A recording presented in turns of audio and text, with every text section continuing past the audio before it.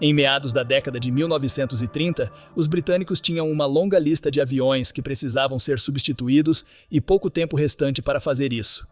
Praticamente tudo o que eles estavam voando em 1935 já estava ultrapassado e só iria parecer ainda pior em 1 ou 2 anos.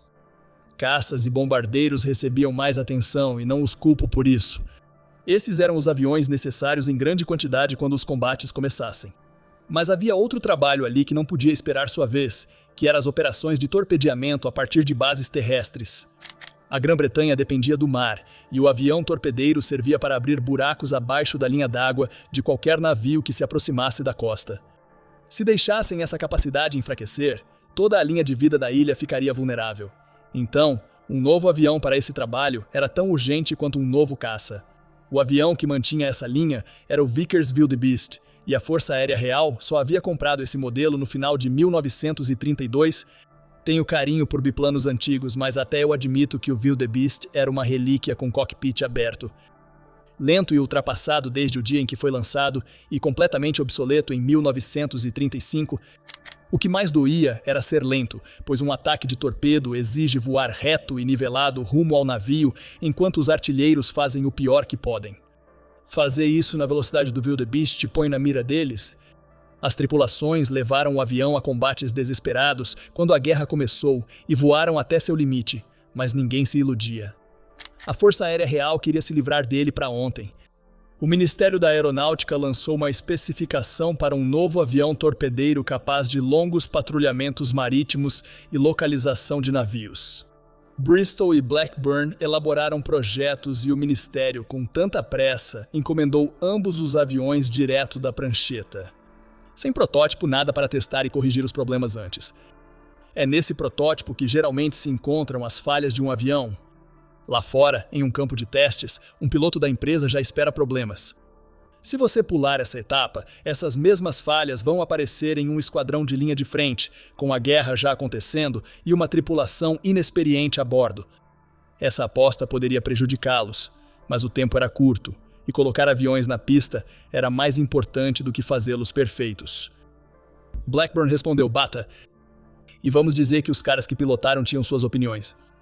A Bristol respondeu com o Beaufort. Sem tempo para começar do zero, a Bristol desenvolveu o Beaufort a partir do Blenheim, bombardeiro leve que já produzia rapidamente conforme os pedidos.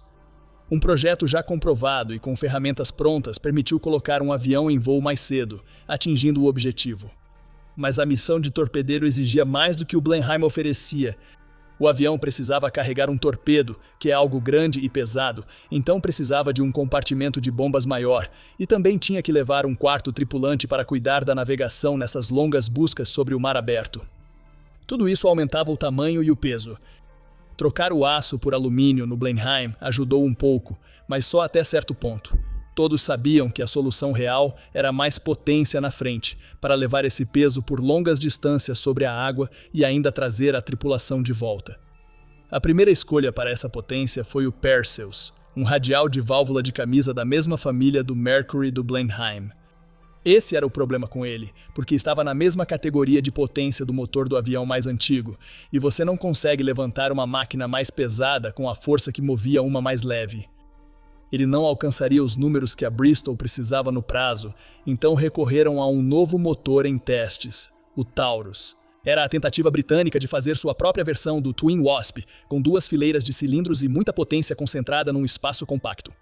O problema era que o Twin Wasp já estava desenvolvido e trabalhando, enquanto o Taurus só tinha sido ligado pela primeira vez em 1936 e um motor com válvula de camisa é uma peça exigente e complicada, mesmo quando está maduro, quanto mais sendo totalmente novo. A Bristol apostou no avião com esse motor sem protótipo para testá-lo. Tiveram problemas no banco de testes e as equipes também no campo, e isso durou anos. O problema apareceu cedo, e apareceu na forma de superaquecimento. O Taurus esquentava tanto no solo durante os testes que adiou o primeiro voo para outubro de 1938 e nunca parou de superaquecer pelo resto da vida do avião. Um motor que superaquece é um motor que para, e um motor parado sobre o mar deixa a tripulação sem ter para onde ir. Além de tudo isso, o Beaufort ainda tinha os problemas aerodinâmicos de sempre. Aviões enfrentam problemas ao ultrapassar limites nunca antes alcançados, e este estava indo além. Eles substituíam um biplano em que você subia pela lateral. Depois que eles resolveram a estrutura da aeronave, os números falaram por si só, e eles provaram que todo aquele sofrimento com o motor tinha valido a pena. O Beaufort chegava a cerca de 436 km por hora no máximo, quase o dobro do que o velho Wildebeest conseguia alcançar. Numa missão de torpedeamento, essa velocidade permite chegar ao alvo antes que os caças e a artilharia antiaérea consigam te pegar. Ele também era construído para ser resistente, e um homem podia se mover lá dentro sem ter que lutar contra o avião, o que parece pouco até você passar 8 ou 10 horas sobre o mar aberto procurando por um navio. As armas eram poucas, uma ficava na asa esquerda e disparava para a frente, e 2 ficavam em uma torre dorsal motorizada. Mas continuaram adicionando armas conforme o avião atraía caças. No nariz, nas laterais e até uma metralhadora controlada remotamente sob o nariz, disparando para trás. Quanto à carga, podia levar 680 quilos de bombas, uma bomba de 900 quilos sob a barriga ou a arma para a qual foi projetado. Um único torpedo de 45 centímetros. O torpedo era o problema, pois a velocidade que tornava o Beaufort valioso era justamente a que ele não suportava. Quando o avião chegou ao comando costeiro no início de 1940, os esquadrões descobriram da pior maneira que sua principal arma não gostava muito do novo avião. Um torpedo é uma peça de maquinaria delicada e precisa, com giroscópios e tudo mais, e o modelo britânico havia sido projetado para aeronaves lentas como o Swordfish e o Wildebeest. Aviões que podiam se aproximar devagar do alvo, nivelar e lançar o torpedo suavemente na água. Se atingir a água rápido demais é como se fosse concreto. Então, tente esse mesmo lançamento em algo tão rápido quanto o Beaufort e o torpedo ou se despedaçaria ao bater na água, ou sairia quicando na superfície como uma pedra que você joga de lado em um tanque de água. De todo modo, nenhum buraco no navio. A única maneira de fazer o lançamento funcionar era chegar baixo e devagar, manter a velocidade totalmente estável e soltar o torpedo suavemente. Isso lançava o torpedo na água, mas também te expunha aos artilheiros do navio, aumentando muito o risco de ser abatido e tirando discretamente a única vantagem real do Beaufort, sua velocidade. Bristol então buscou um modo de lançar torpedos na água sem reduzir a velocidade ou expor o avião ao risco. Eles instalaram freios de mergulho para reduzir a velocidade no lançamento, mas como prejudicaram a dirigibilidade, logo os retiraram. Eles tentaram usar um torpedo planador chamado Toroplane, um peixe, que podia ser lançado de mais longe e de mais alto, até 1942, mas nunca conseguiram fazer funcionar direito. Então, quando o Beaufort foi para a guerra com o Esquadrão 22 em abril de 1940, voar baixo e devagar era a única opção disponível.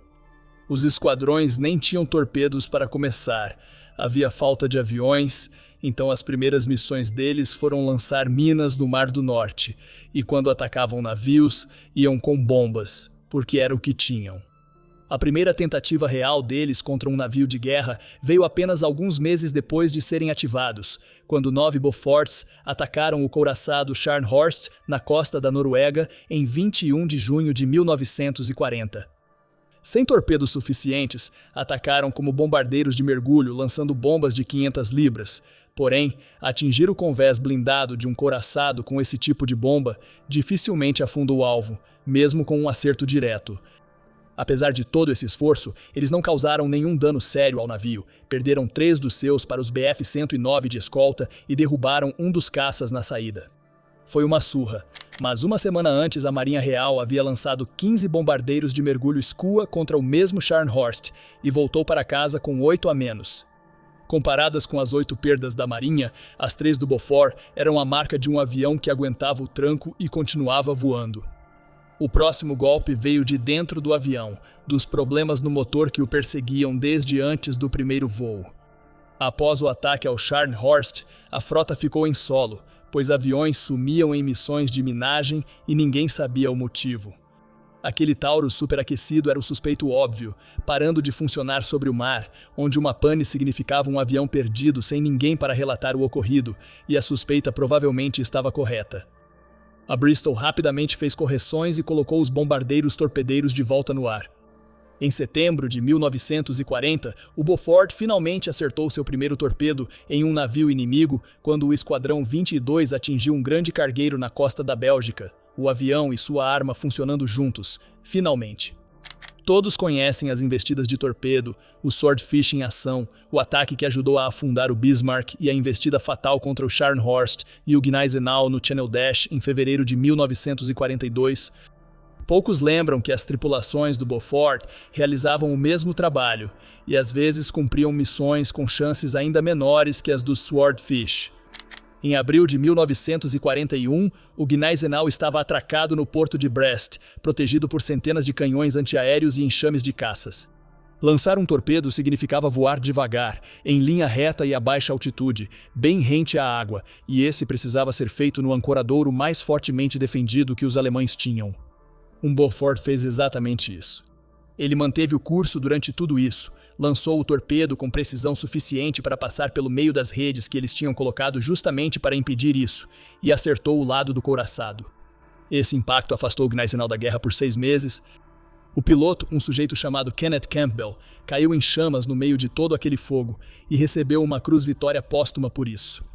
Um avião, um torpedo, um couraçado no dique seco por meio ano. O couraçado de Bolso Lutzow teve o mesmo destino ao largo da Noruega nas primeiras horas do dia, 13 de junho de 1942. Após caçá-la a noite toda, apenas um Beaufort furou a escolta, lançou um torpedo e ela ficou 6 meses no dique seco ao lado de sua prima maior. Por trás desses ataques de destaque, os Beauforts voavam dia após dia, atacando navios alemães e depois italianos, primeiro sobre o Mar do Norte e mais tarde por todo o Mediterrâneo, assim que os combates chegaram até lá. Outros aviões costumam ser creditados por cortar os suprimentos de Rommel, no norte da África. Mas os Beauforts estavam lá, enfrentando tudo isso em 1941 e 42, afundando navios, bombardeando alvos em terra e pagando caro por isso o tempo todo.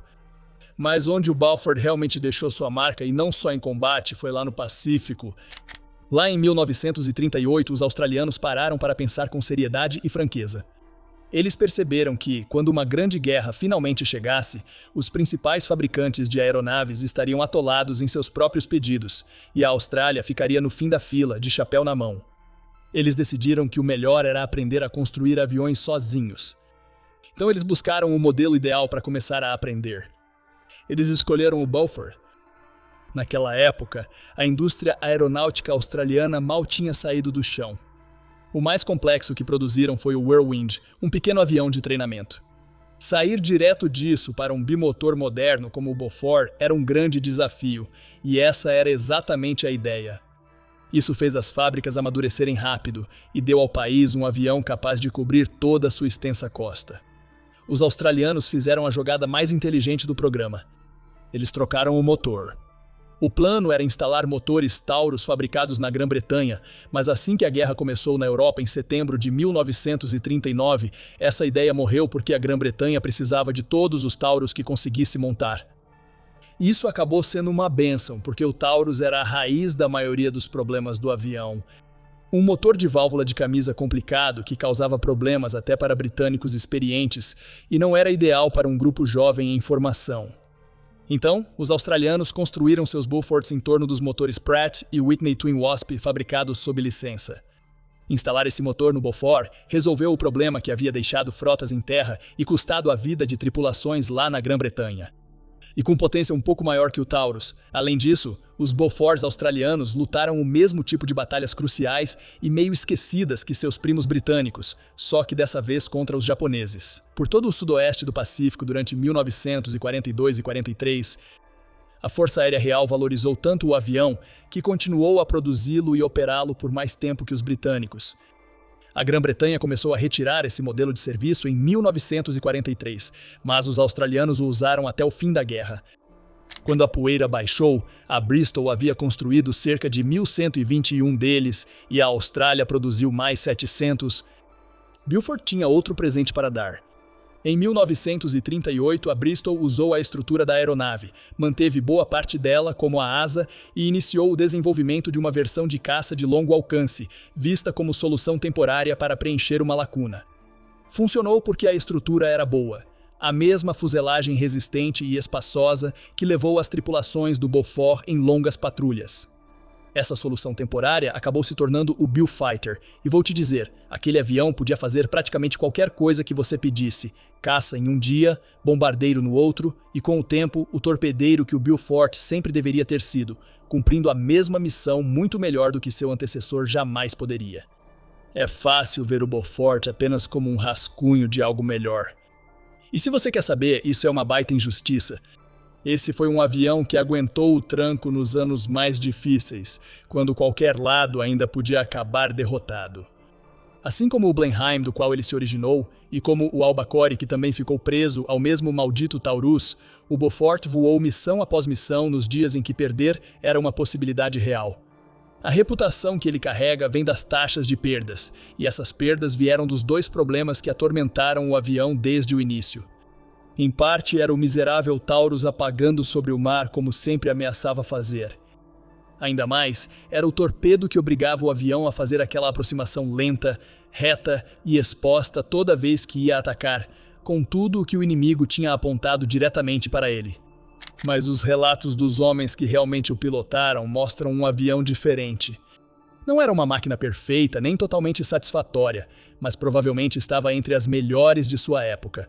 As duas coisas ao mesmo tempo. A guerra aérea moderna trouxe lições difíceis e o preço foi pago em homens e máquinas. Foi no Beaufort que boa parte dessa conta teve de ser paga. Ele cumpriu sua tarefa, causando sérios danos ao transporte marítimo do eixo em quase todos os teatros da guerra e garantindo tempo e experiência para que aviões famosos surgissem depois. O único problema é que ele fez tudo isso naquela lenta e sangrenta luta de desgaste que foi a maior parte do que a guerra realmente foi, em vez de uma única tarde decisiva, e esse tipo de desgaste não cria lendas. Então o Beaufort é lembrado pelo que deu errado com ele, e não pelo peso que carregou nas costas, até que algo melhor finalmente assumisse seu lugar.